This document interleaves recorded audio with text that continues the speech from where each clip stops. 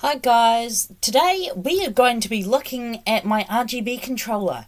It just decided that it didn't want to work anymore. Whoops. So we're going to find out if it's something in here or if it's the power brick. So we're going to be testing with my multimeter. Can I just say one thing before we actually hop into it immediately? I would just like to say, you are looking stunning, beautiful today. I hope you know that. Anyway, let's get straight into it. So the very first thing we're gonna do is gonna test the brick, and if for some reason the brick is the reason why it's not working, then this will be a very short video indeed. So stay tuned to see what the actual problem is and if we can fix it. Anyway, we're going to hop straight into it. Let me just adjust the camera. Here we go. Look at that. Right, so here's our remote control for your RGB controller. Now this has 3 plugs, so I've plugged 3 strips of lights into it, and those strips you can add to it. So I'm not sure if I've overloaded it too much or what the deal is, but we're gonna find out. This is the little sensor and RC receiver, and this is the little remote that has a that little thing here. I'm not sure if you'll see it.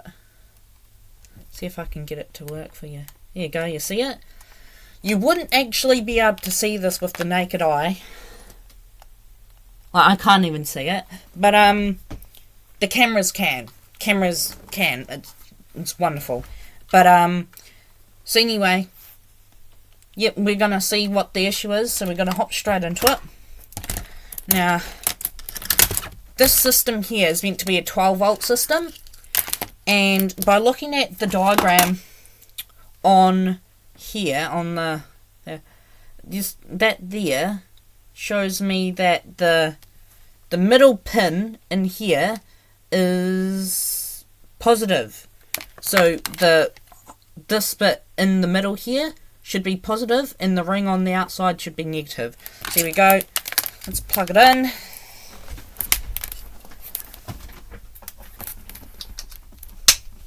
See, plugged in.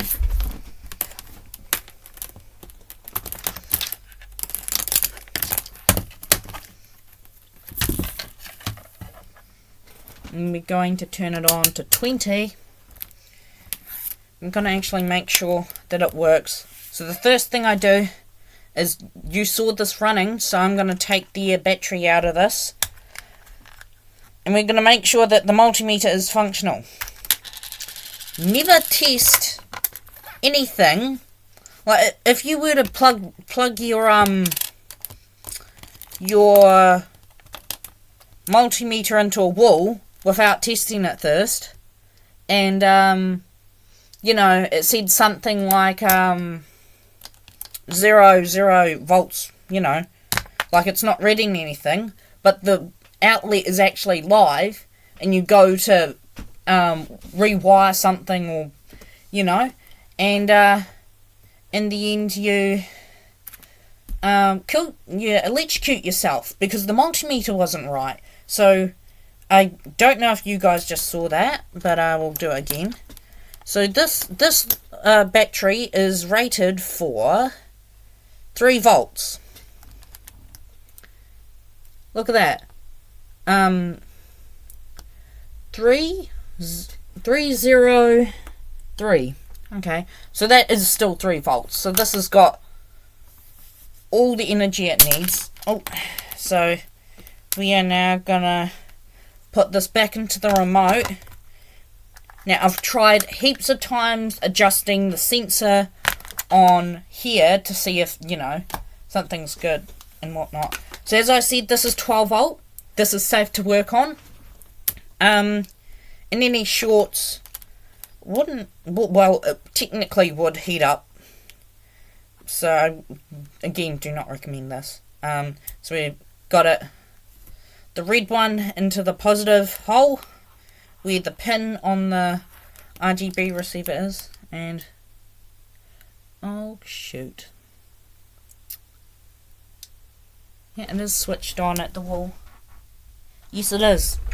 Right, there's our problem right off the bat. The transformer's dead. Now, I really don't want to go poking around there because there's going to be capacitors and other things that I really don't want to mess with, because this is where it turns 240, which can definitely kill you if you're not careful, to 12 volt, and in here there'll be capacitors, transformers, all that. Even by unplugging it, capacitors will still hold a charge. And because I'm now working, if I want to open this and fix whatever's inside, I do not want to mess with that because I am not an electrician. So why don't we see what's in one of these power bricks? Yeah, so I'm gonna open this. I don't think you can though. So we're gonna try and just have a look, because it could be something in the cable. There may be something along the cable that isn't working, but since it's dead, we can always have a look at it. Still, do not recommend this and all that, and of course I don't. So just gonna go in here, and so I'll get this open for you, and yeah, this is going to be a very short video. But now that we've found the culprit, well, how about we just open it and see what's actually inside one of these, because for all I know, it's just a transformer and a couple of capacitors and stuff. So it'd be interesting to see. So I'll definitely keep the end of this plug here, so I can go to stores, recycle centres, whatnot, and see if there are anything with this plug. Anything like that plug, or exactly the same as this plug, because it just pops in like that, and yeah, just to show you that it doesn't work.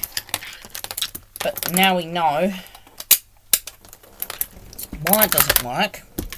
We're going to plug in a very tiny strip of lights that I have laying around. There you go. And we're going to plug it in.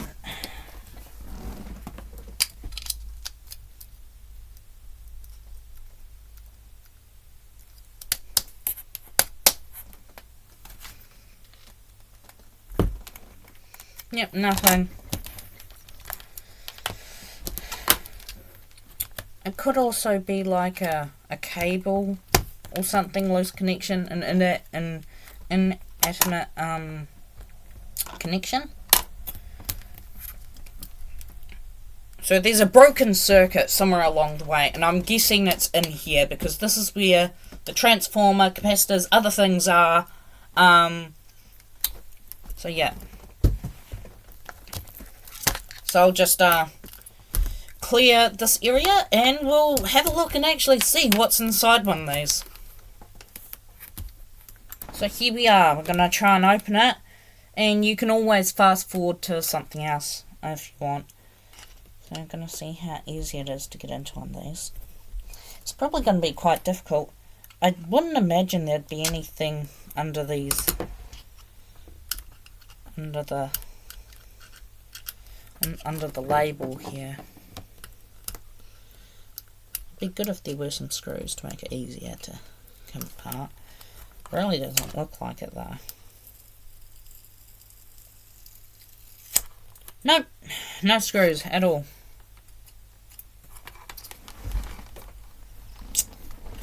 Look at that in better ways.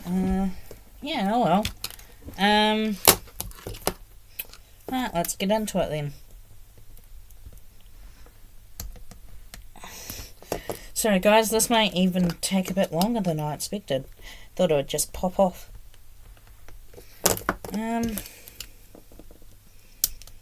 How about I get this open for us, and we'll see what's inside of it. So I am now back, and I've managed to open it, and this is what's actually inside of it. So don't just go poking around in this. This is for entertainment purposes only. From here on, do not copy anything you see on this video. This is very dangerous. Okay, now that we've got that out the way. Now these capacitors will definitely still have a charge in them. So, just going to do what I can without blowing myself up and other things. So I'm going to try and get in there and short. And this is probably going to be a big bang, judging by how big this capacitor is.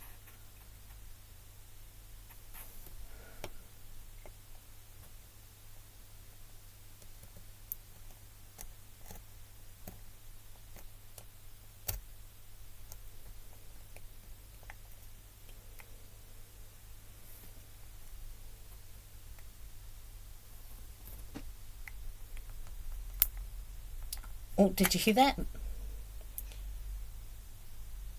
There was a crack.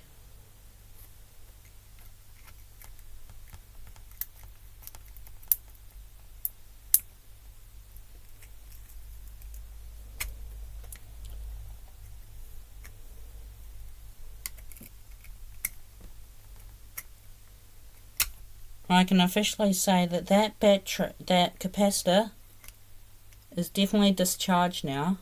Well guys, thank you so much for watching, and I really hope you enjoyed that little experiment. Please do not do this at home unless you need it fixed and you have an electrician nearby.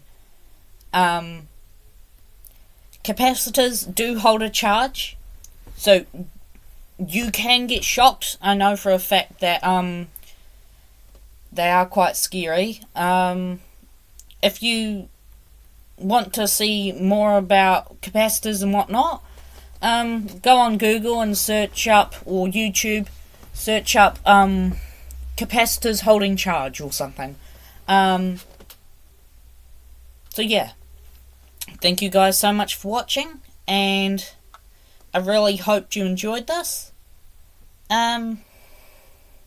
So we'll just have to find a new transformer. Now, just before you chuck it away, to make sure no one can use it again, I've actually chopped the end off that transformer. So this is the bit that I'm going to keep. So I can hopefully find an adapter. But, yep, that's going to do it for today's video, and I really hope you guys enjoyed. Have a good one.